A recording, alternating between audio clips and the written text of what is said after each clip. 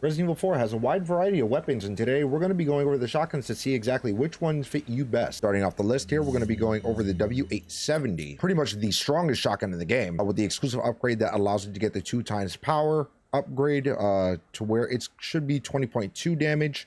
Not entirely sure exactly how the math calculates for the shotgun specifically, because obviously with most games, a lot of shotguns do have pellets, whether or not all pellets have to land in order to do that maximum amount of damage, or maybe if one pellet lands on your target, it does that amount of damage, or who knows, it could be a wide variety of things. But I would like to possibly think of it in the way that so long as one pellet hits, that's the exact amount of damage it's going to be doing. Obviously, you have to think about damage drop off also being added to that, so just something to think about. It has the highest overall damage out of all the shotguns in the game, and obviously with the precision, it's not the most accurate thing in the world, but compared to most of the other shotguns, it's actually second best in terms of accuracy. Says a good amount about this shotgun. The only downside really is probably the fire rate out of the majority of them. It is practically the slowest firing, but with all that damage, there's no reason you would go wrong with this shotgun specifically. Very good spread, very good damage. It's just that fire rate's just a little bit lacking, but that's a-okay. With the next shotgun on our list is by far one of the best, if not the best base game shotgun. It is the Riot Gun. This thing wasn't as good as I remember in the original, but when it comes to the remake, boy, oh boy, this thing is just absolutely absurd because of its tight precision, where, you know, a lot of the pellet spread does not go all over the place. You can pretty much get a little bit more damage range out of each shot, to where every single shot packs a punch. You can hit targets maybe about 5+ meters away, probably, versus some of the other shotguns that might have to be a little bit closer, maybe three-ish meters, maybe, to get the most out of the firepower. So when it comes to the Riot Gun, this is by far my favorite out of the base game. This is what I was using for the longest, or in my first playthrough. Just look at that fire rate. The damage is only second to the 870. That spread, man, it allows it to go absolutely ridiculously far. I would probably say you probably get max damage from where I'm standing to that doorway. You know, that's just gonna be full on damage. It's pretty good. Please, if you haven't used the Riot Gun yet, make sure you do so. So now we're going to the next one on the list, which is the Skull Shaker. This is actually by far the best shotgun in the game, if you do have it, if you do have the deluxe edition or whatever type of edition it was in order to get this. It is one of the bonus weapons out of the two, the Sentinel-9 and the Skull Shaker.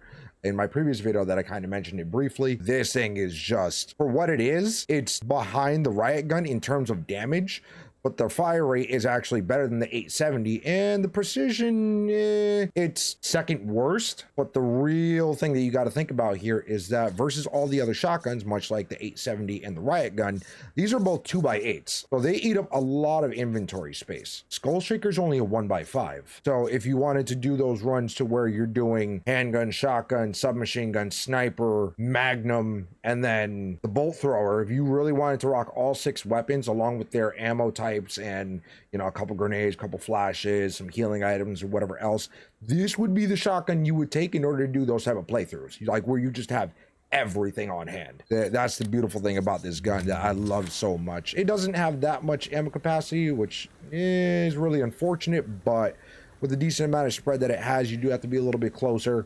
But man, with the damage and rate of fire that it has, and also the reload, you're reloading, done. All 6 shots, you're just right back in. You go right back to firing. And again, the damage is only right behind the Riot Gun. This thing is my personal favorite. I don't know about y'all, but man, this thing is just way too good.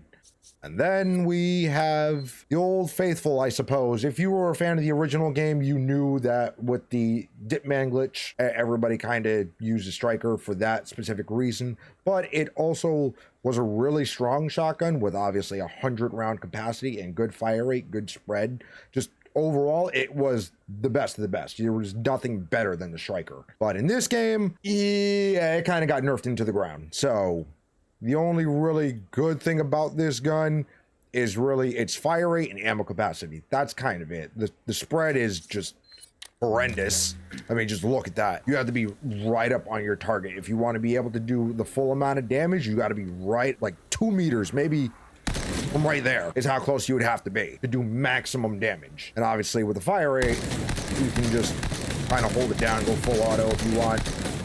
And having the 48 rounds is pretty good, but this thing is nowhere near as strong as it used to be.